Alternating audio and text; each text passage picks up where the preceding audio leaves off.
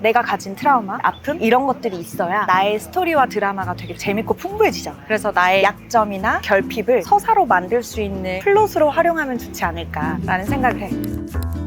커피 맛이 좀 어때요? 여기? 브루인 커피 같아요. 산미가 있는데 과일 향도 나고. 커피에 또 진심인 나라예요. 그라인더 다 비싼 거 쓰고. 아니 그러니까 전 너무 신기하거든요. 항상 여행 올 때마다. 진짜? 여기 태어나서 처음 와보시잖아요. 맞아. 근데 이미 누군가는 여기에서 삶을 꾸리고 있고 시간을 보내고 있고 이런 게 너무 신기한데, 시간을 보내는 방식에 대해서 어떤 생각들을 하고 시간을 보내는지. 나는 요즘 그러는 것 같은데, 현재를 살고 있는 사람들 있잖아. 현재를 잘 살고 있고 현재를 음미하는 순간을 볼 때 울컥하는 거야. 얼마 전에 상현이랑 같이 봤던 영화인데, 한 가정의 실화인데 엄마가 아이를 10명 넘게 낳아서 남편이 재정적인 능력이 없어서 삶을 꾸리기 어려우니까 TV 이벤트를 신청하고 냉장고를 받고 글을 써서 4,000달러를 받고 이렇게 해서 삶을 꾸려가는 영화를 봤잖아. 근데 내가 그 영화를 보다가 전혀 울 포인트가 아닌데 눈물을 흘렸잖아. 딸이 이제 어른이 돼서 운전면허를 따서 딸이 운전해주는 차를 타고 모임에 가는 길이었어. 근데 가다가 이 똥차가 퍼진 거야. 그래서 카센터에서 딸이 이래, 엄마한테. 엄마는 아빠랑 결혼 안 했으면 신문기자로 멋있게 일하고 그렇게 살았을 것 같은데 왜 이렇게 불쌍하게 살아? 아빠랑 왜 결혼했어? 이 상황이 싫지 않아? 근데 엄마가 웃으면서 그 딸에게, 나는 딸이 이렇게 커서 아주 씩씩하게 엄마한테 의견을 얘기하고 있는 이 순간이 가장 행복해 라고 얘기를 하는데 왜 눈물이 났는지 모르겠어. 근데 그 엄마는 본인에게 주어진 삶을 아주 충실히 살아가는 여인이구나. 사실 내 삶의 행복은 내가 만들어가는 거라고 생각하거든. 어떤 상황과 어떤 부와 어떤 가정을 이뤘어도 내가 그 안에서 소소하고 작은 행복을 찾아가는 그 사람들을 보면 내가 감동스러워. 닮고 싶어서. 그래서 난 시간을 그렇게 쓰고 싶어. 나중에 행복을 쫓는 사람이 아니라 지금 이 순간에 행복을 잡는 사람이 되고 싶어. 지금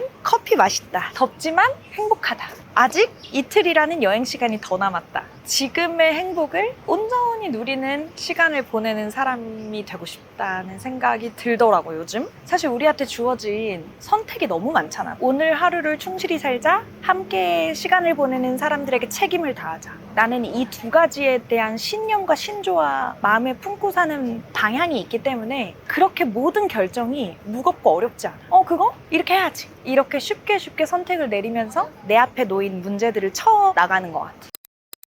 어제 샤브샤브 먹고 한 5분 정도 걸을 때 사람들이 없었잖아요. 그래서 제가 이제 여기 우리밖에 없는데 뭔가 다시 시작해도 잘할 수 있겠냐는 그 질문을 했을 때 대답을 확신 있게 했잖아요. 잘할 수 있을 것 같다고. 진짜 무일푼, 무인맥, 무가치로 여기 와서도 잘 살 수 있느냐라고 했을 때 나 혼자 봤으면 그렇게 단번에 잘 살 수 있어 라고 말을 못했을 것 같은데, 옆에 든든한 나의 반려자가 있고 돈이나 인맥이 없어도 둘이 으쌰으쌰하고 의지하면서 그냥 외딴 섬에 놓아도 잘 살 수 있겠다라는 그런 엄청난 힘이 생기는 것 같아요. 근데 나는 솔직히 창업하고 그리고 지금까지도 혼자 해왔다고 생각하진 않아. 그러니까 혼자 할 수 있는 일은 나는 없는 것 같아.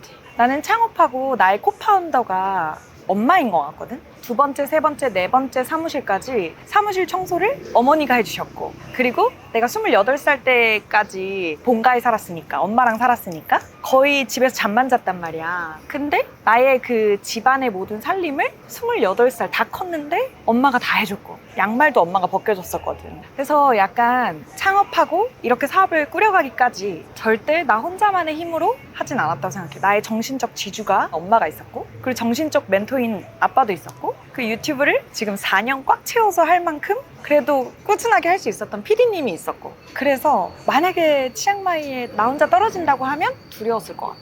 나는 일도 사랑도 그리고 앞으로의 삶도 내 안에 힘은 있지만 혼자 살 수 없다라고 생각한 게, 나를 이렇게 만들어준 다양한 영웅들이 있다고 생각하거든. 내가 할머니네에서 살았을 때 유치원이 끝나고 나면 집에 아무도 없었기 때문에, 할머니도 교회 권사님이시고 동대문에서 옷을 파셨어가지고 집에 항상 안 계셨었어. 그래서 이제 유치원을 하교하고 나면 혼자 너무너무 심심했어서 하교하자마자 바로 그 유치원 아래 에브리데이라는 문방구점을 갔어.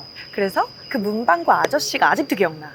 엄청 마르셨는데 엄청 눈이 안 좋으셨어. 그래서 엄청 두꺼운 눈이 작아지는 안경을 쓰신 정말 선한 문방구 아저씨였어. 근데 그 아저씨가 숫자를 알려주셨고, 1,000원으로 200원짜리 사탕을 샀을 때 800원을 어떻게 거슬러줘야 되는지에 대한 숫자를 알려줬던, 나한테는 되게 다정한 어른이자 영웅이었어. 나의 친구이기도 했지. 그래서 내가 왜 이렇게 긍정적이고 다정할까를 생각해보면 내가 어렸을 때부터 어른의 의미를 알려준 다정한 어른들이 있었고, 그리고 내가 할머니네 살았을 때 그 작은 골목에 마트 아주머니, 문방구 아저씨, 책방 언니 이런 어른들이 준 배려와 따뜻함과 마음들이 나를 있게 했다고 생각하거든. 그래서 다정함을 알려준 것도 다정한 어른들 덕분이었고, 자존을 키워준 것도 옆에서 잘한다 잘한다 해주는 상현이 있어줬어서 그랬던 것 같고, 이렇게 말도 안 통하고 문화도 다르고 물가도 다르고 돈도 없이 이곳에 왔을 때 잘 살 수 있겠냐라는 질문에 응! 잘 살 수 있을 것 같은데? 라고 했던 그 마음도 상현이 있기 때문이었다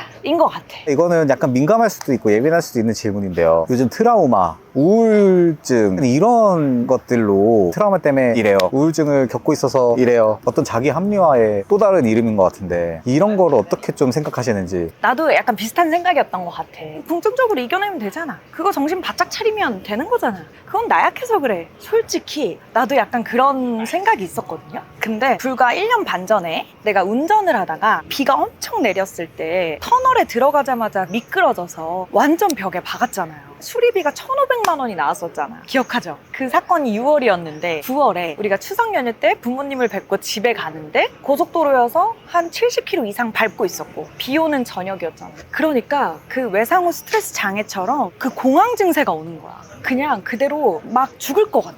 내가 이 차를 못 믿겠는 거야. 상담을 받아본 것도 아니고 약을 먹은 것도 아니지만, 아, 이게 공황 증세구나, 이게 마음의 병이구나, 이런 느낌이구나 라고 알겠는 거야. 이게 인간이 간사한 게 내가 경험해보잖아? 그러면 공감이 돼. 그래서 나는 공감은 하는데, 그렇지만 그거를 막 떠벌리고 다니진 않아. 내가 명확하게 공황 증세가 오는 순간이 있어. 아주 어두운데 차선이 보이지 않고 비가 내리는 와중에 70km 이상 밟을 때, 그때 내 공황 증세가 올라와. 그러니까 내가 알잖아. 내가 언제 위험한지, 내가 언제 나를 지켜야 되는지, 그리고 내가 이거를 어떻게 극복할 수 있는지, 그런 것들을 내 삶에 접목해야 되는데, 예를 들면 자꾸 내가 이걸 핑계 삼아 피하잖아? 그러면 계속 그 증세가 심해지는 것 같아. 걔가 날 갉아먹는 것 같아. 나는 그러니까 마음의 아픔과 우울증, 공황 증세, 외상후 스트레스 장애 이런 것들이 정말 빛나는 서사라고 생각해. 빛나는 복선이 될 수 있다고 생각해. 내가 가진 트라우마, 내가 가진 아픔, 어떠한 장벽 이런 것들이 있어야 나의 스토리와 드라마가 되게 재밌고 풍부해지잖아.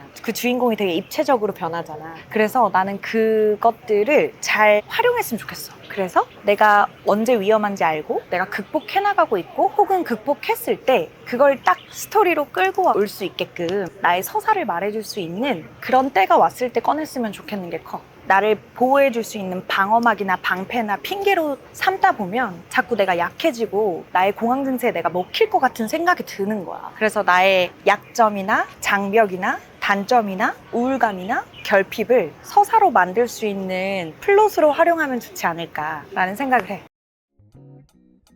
좋아하는 사람 유형이 어떤 스타일이에요? 나는 이거 쇼트로도 말한 적 있는데, 나는 유쾌한 사람 좋아해요. 유머러스한 사람? 아니, 장난기 많고 유머러스한 사람이 아니라 유쾌한 사람. 뭐가 달라요? 호방한 사람이라고 해야 되나? 대화의 이 스킬로 재밌게 만드는 것보다 맞아. 분위기를. 해줄 수 있는 사람? 상대를 불안하지 않게 하고 모두를 편안하게 해주는 호방한 매력이 있는 사람을 좋아해요. 여자든 남자든. 그런 사람 매력 있지 않아요? 매력 있죠. 누구나 좋아할 법한 스타일이 되는 것 같아요. 맞아.